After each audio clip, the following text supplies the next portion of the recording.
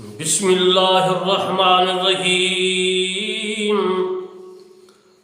الحمد للہ رب العالمین الرحمن الرحیم مالک یوم الدین ایاک نعبد و ایاک نستعین اہدنا الصراط المستقیم صراط الذین انعمت علیہم غیر المغضوب علیہم ولا الضالین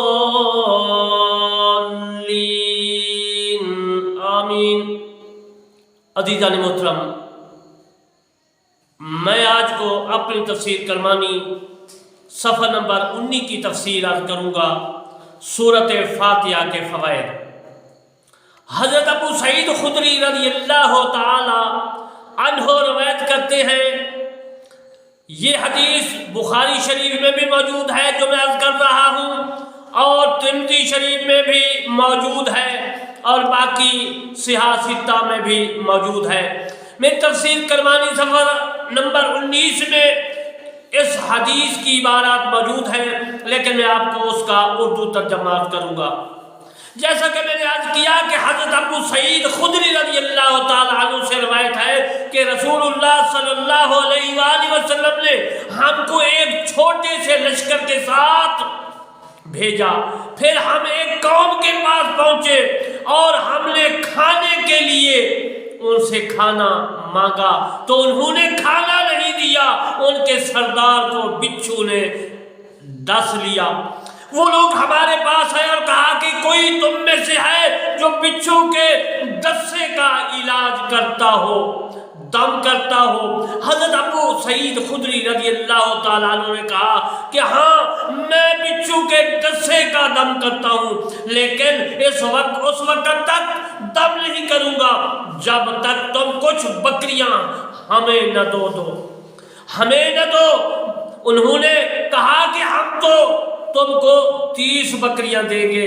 ہم مان گئے۔ میں نے اس پر سورۃ فاتحہ 7 مرتبہ پڑھی، یعنی اس سردار پر حضرت ابو سعید خدری رضی اللہ تعالیٰ عنہ نے 7 مرتبہ سورۃ فاتحہ پڑھی، الحمدللہ رب العالمین مکمل سورت پڑھی، اور پھر وہ سردار جو اس قوم کا تھا وہ تندرست ہو گیا، اور ان سے ہم نے بکریاں لے لی۔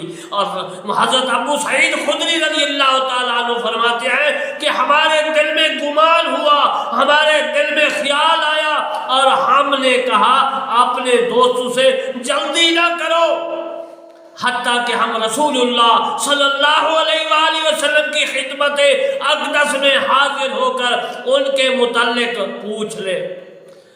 جب ہم رسول اللہ صلی اللہ علیہ وآلہ وسلم کے پاس پہنچے تو تمام باتیں ہم نے بتا دی۔ آپ نے فرمایا تم کو کیسے معلوم تھا کہ یہ سورۃ فاتحہ دم ہے؟ پھر فرمایا بکریاں تم بھی رکھو اور میرا حصہ بھی مجھے دو۔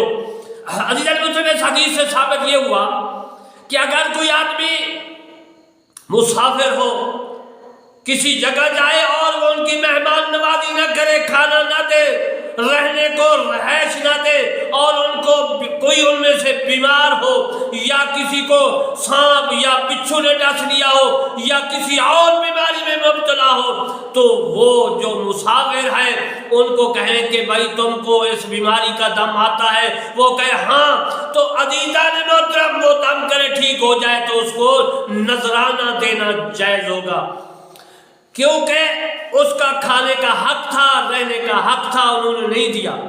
دوسری بات یہ ہے کہ اس حدیث سے یہ بھی نکلتا ہے کہ اگر کوئی آدمی قرآن مجید فرقان حمید پڑھنے کے لیے، تراویح پڑھنے کے لیے جائے، کیا اس کا ہدیہ، اس کا تنخواہ، اس کا پیسے دینے جائز ہیں یا نہیں؟ تو ان کے آنے جانے کا جو وقت ہوگا فقہاء کرام نے فرمایا وہ جائز ہے۔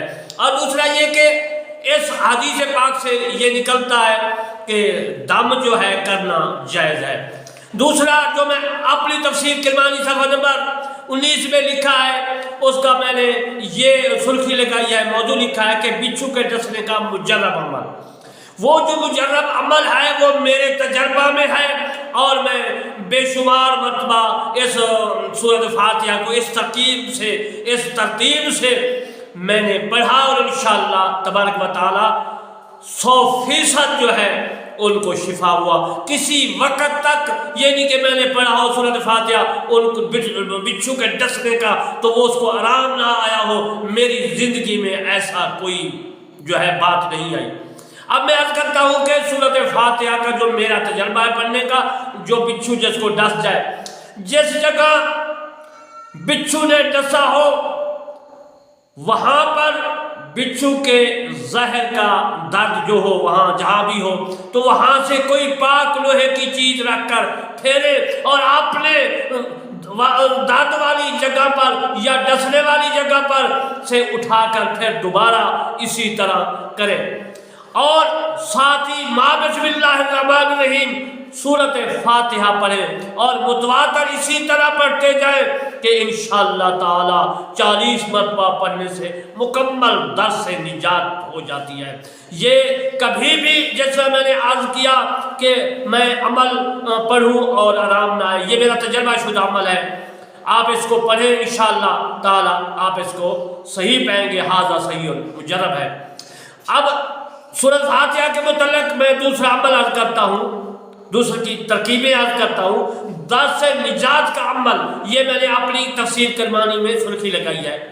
درد کے مقام پر اپنا دانہ ہاتھ رکھ کر ماں بسم اللہ الرحمن الرحیم اور سورۃ فاتحہ پڑھے، اسی طرح متواتر پڑھے، انشاءاللہ تعالی اسی وقت درد سے نجات ہوگی۔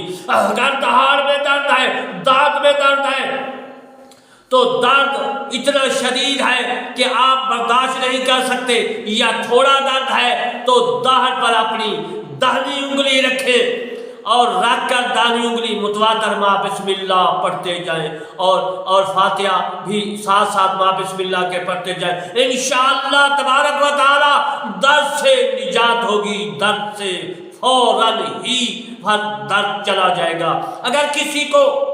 اگر کسی مریض کی داڑھ میں درد ہو تو وہ اپنی داہنی انگلی اپنی داڑھ پر رکھے اور وہ متواتر ماں بسم اللہ سورۃ فاتحہ پڑھے، انشاءاللہ تبارک و تعالی فوراً درد سے نجات ہوگی۔ سورۃ فاتحہ 40 مرتبہ پانی پر دم کر کے بخار والے کو پلائیں، انشاءاللہ تعالی بخار سے نجات ہوگی۔ اور کوئی بھی وبا ہے، بیماری ہے، امراض ہے، آفات ہے، بلیات ہے، وبا ہے، نظر بد ہے، کوئی بھی ہے، اس پر سورۃ فاتحہ پڑھے، انشاءاللہ تبارک و تعالی سورۃ فاتحہ پڑھنے سے آپ کو جو ہے فوراً ہی اس بیماری سے نجات ہوگی۔ اور دوسرا میں عرض کر رہا ہوں کہ سورۃ فاتحہ ہر بیماری کے لیے دوا ہے، وہ میں آگے انشاءاللہ اس کی تفسیر کروں گا جب سورۃ فاتحہ کی مکمل تفسیر کروں گا۔ تو عزیز المحترم میں عرض کر رہا ہوں علامہ طالب صاحب کرمانی بستی یاسر آباد چاکمر تحصیل مرسی ضلع بہاری صوبہ پنجاب پاکستان سے کہ عزیز المحترم قرآن میں تمام چیزیں اللہ تبارک و تعالیٰ نے لکھ دی ہیں، اور پھر ہم ادھر ادھر کیوں جائیں؟ یعنی ادھر ادھر کا مطلب ہے کہ منتر جنتر جادو ٹولے ادھر کیوں جائیں، کیوں اپنا ایمان خراب کریں؟ قرآن مجید کی طرف آئیں، انشاءاللہ آپ کو قرآن مجید سے، قرآن مجید نور ہے، قرآن مجید رحمت ہے، قرآن مجید نعمت ہے، قرآن مجید شفا ہے، اور شفا مومنین کے لیے ہے، عالمین کے لیے ہے، تو آپ اس کو پڑھیں۔ میں نے یہ جو تفسیر لکھ رہا ہوں اور لکھی ہے، آپ میری جو ہے نیٹ پہ بھی دیکھ سکتے ہیں اور منگوا کر اس کا مطالعہ بھی کر سکتے ہیں، اور انشاءاللہ میں اس تفسیر کو انگلش میں ٹرانسلیشن کر کے آپ تک پہنچاؤں گا۔ میں دعا کرتا ہوں اللہ تبارک و تعالی ہم کو تمام مسلمانوں کو قرآن مجید فرقان حمید پر پورا عمل کرنے کی توفیق عطا فرمائے، آمین ثم آمین، وما علینا الا البلاغ المبین۔